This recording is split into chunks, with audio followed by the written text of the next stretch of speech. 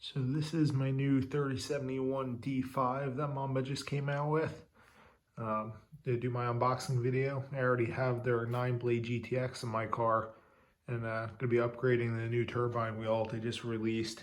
So I already know what's in the package, but just to show you guys, I already cut the straps off, but they come really nicely packed. They have some cool packing tape that they include with it. Mamba logo. And they pack stuff really nice, which is good to know because it's coming all the way from Taiwan. I'll show you what's inside.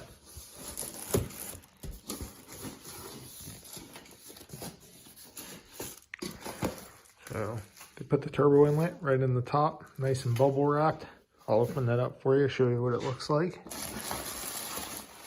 Nice expanding foam packaging, keep everything secure. There it is. This is the provided line kit. Comes with all your AN fittings, oil drain, the hose, stainless braided oil feed, all the washers you need to make it all fit. Nicely packaged as well.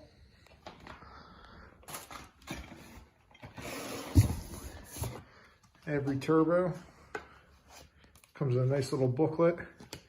Gives you information on the turbo, some stickers. One of my favorite parts that Mamba does, I don't see very often with other turbos in this platform.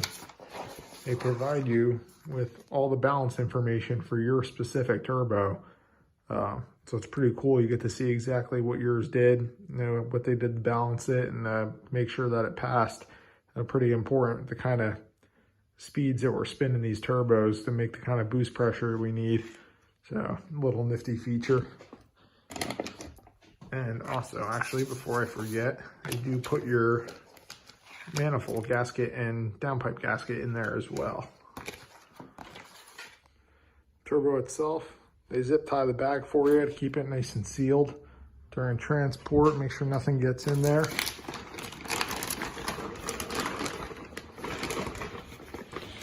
Do this, get the bag off.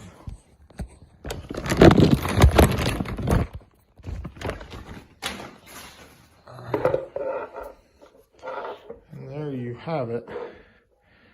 These are really cool looking turbos. I like how they make their own outlet, the Mamba logo on it, the laser etching, serial plate.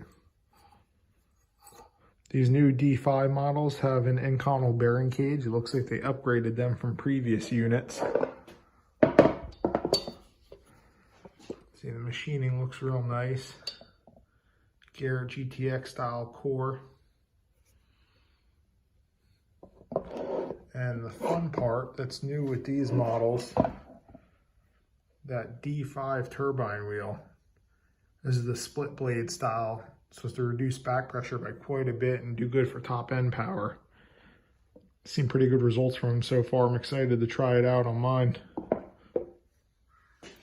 And yeah, there you have it. These are very nice turbos for the price. Hopefully between this and my new exhaust dump I'm making, a little bit of extra edge on top I'm looking for. Current turbo has been working great. I have a friend, we're going to be installing it in his Golf R, so it'll still be around. I'll still get to watch its progress. Excited to play around. This is the turbo inlet. Really nice piece. I've had ones from Amazon and stuff before that have trouble fitting. These fit very nice. The PCV hose connects right to it without any fuss. Mamba engraved on it. Very nice. Now for the fun part, the install. So, you want to do, turbo is going to mount on the car that way. This could be your oil drain here. So what I'm going to do, take the supplied gasket and the supplied fitting. These are going to go on the bottom. That's going to be what your oil drain tube attaches to.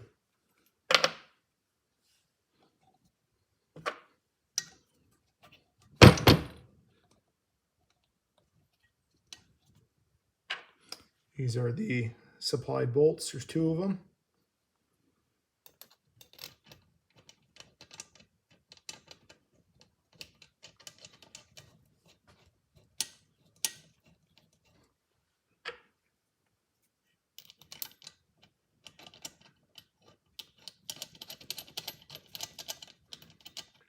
We're going to want to tighten those up good.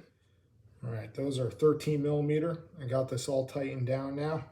Probably gonna have to use a wrench. You can't really fit a socket next to the fitting here. And now that that's on, you got to put the drain tube on. Now this one big AN fitting, and when you install this, you kind of want the fitting to aim a little bit more towards the compressor housing side, because when you're looking at the block, the return fitting is somewhere in this direction here. So if you have this a little bit more angled, the hose that they provide will be straighter to the stock block fitting. They give you plenty of extra hose, nice long piece to make your own. So you want to hand tighten this. Now my method for this, because it's hard to get a wrench in here to tighten that AN nut, I get it pretty snug with the fitting aiming more towards the turbine side. And once I get it hand tight, use the leverage of the fitting to really tighten that nut. It's on there nice and snug. This helps turn that nut, and I've done a couple like this. Should have no issues with it backing off. That's all there is to that. Well, you'll notice here, now I believe Mamba has remedied this issue. The recent ones I've seen haven't had this problem. This one was ordered a little while before that. But as you can see, the wastegate mounts here, the actuator, and goes to the arm. Now this one has to be reclocked, because as you see, the arm will get right in the way of the oil drain tube and hit it. So what we're going to do is gently loosen, not a whole lot, all the compressor housing bolts and all of the turbine housing bolts. You don't have to take them out, just loosen them up a little bit so we can rotate and reclock this to the correct orientation. All right, I got these housing bolts loose. They are 8 millimeter on the compressor side, 13 millimeter on this side. Said only a turn or two, just enough so you can rotate it without taking everything apart. Now what you want to do, the way the wastegate rod will come out, you want it to be about 3/8 of an inch or so, maybe a tad more, on the inside bend of the return tube over to the wastegate flat. So it's easier if you have a wastegate actuator to mock up with it. In this case, I do not, but I'll use a extension for reference as I rotate it. This rod's obviously a little thicker than the wastegate rod, so I'm going to set it so that this through the center is about touching the inside of the tube, knowing that the rod will have plenty of clearance.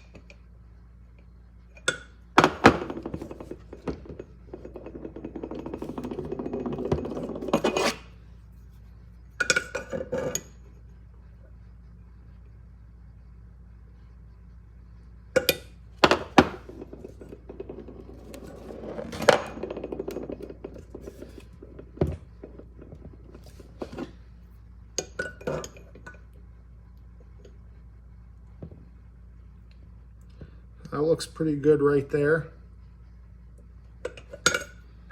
Turn this so you can see a little better.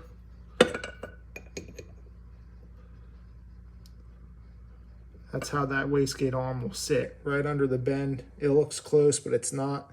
It won't touch as long as you have everything tightened down right. And that's where we're going to set this one. All right, now we could start installing on the block. So I'm going to do this on my motor outside of the car, but a little bit less room inside the car. But I figured this would give you a better look at it.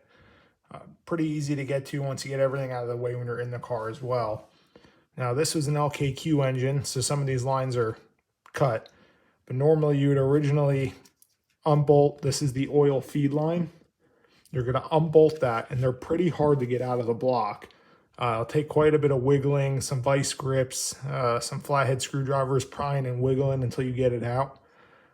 But once you get that out, you're no longer going to need it. You now take the new AN style oil feed line fitting. Now what I do, take a little dab of oil, lubricate it on the O-ring there so nothing gets squished.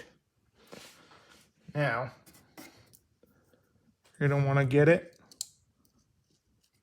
started a little bit on the block there. Now what I do, don't damage the threads. I take a 7/16 socket and I put that over the threads down to the base and use that to tap the fitting in. This way it pushes flush and you don't bend the bolt tab on the fitting.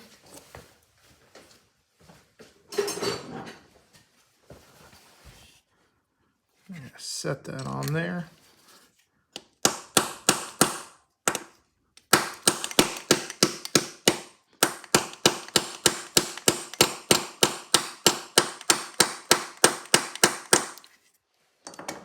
And that's it.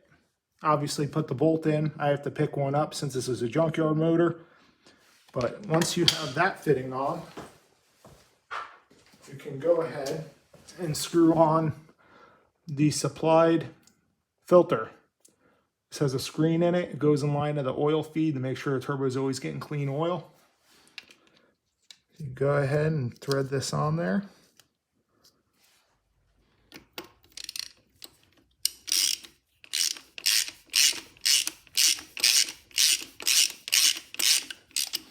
These are aluminum fittings. You don't want to go too tight. Good and snug is perfect.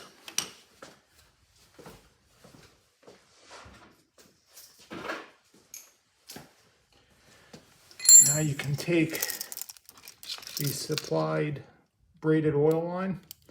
This 90-degree fitting is going to go on the turbo. The straight fitting goes on the filter. Go ahead and screw that on. By the way, the filter is an 18 millimeter. This is a 14, I believe. Same thing as the filter, nice and snug. You don't want to go nuts.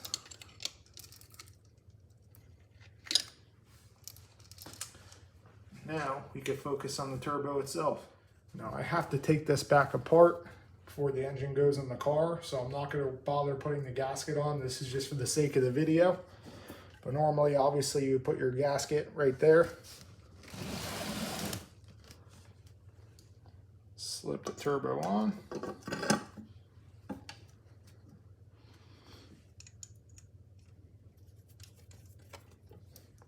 Just gonna put these nuts here to hold it for now.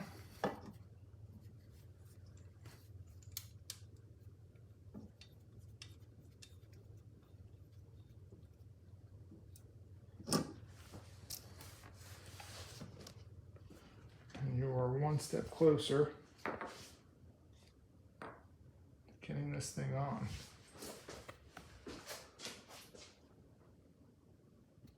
Now from the top, I should know when you're working in the car, you're going to have to remove this coolant hard line. All these spool valves have to come out. For the harness up here, you have to disconnect your high pressure fuel pump, this sensor here, and the cam sensors on the front, so you can pull that whole harness up out of your way and have room. Now what we're going to do, take the supplied oil feed line for the turbo, the small copper washer,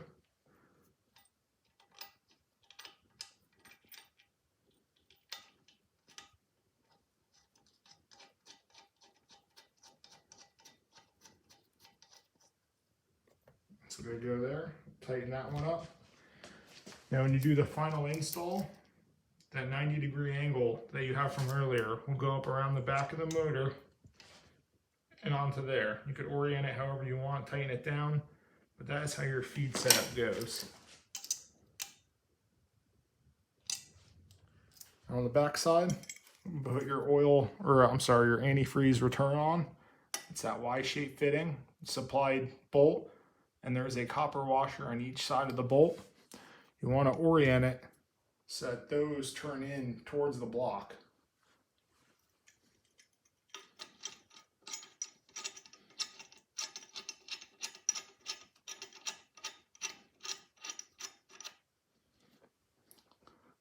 just like that.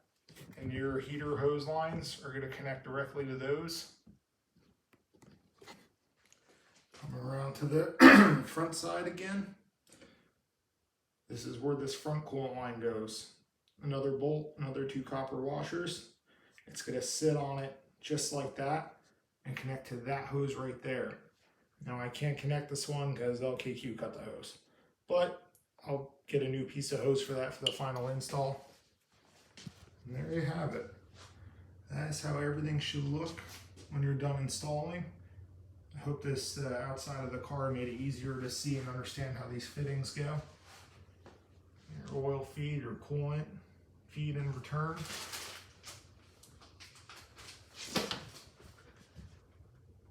Down to your filter and feed line. The only thing I'm leaving out of this video that's left up here,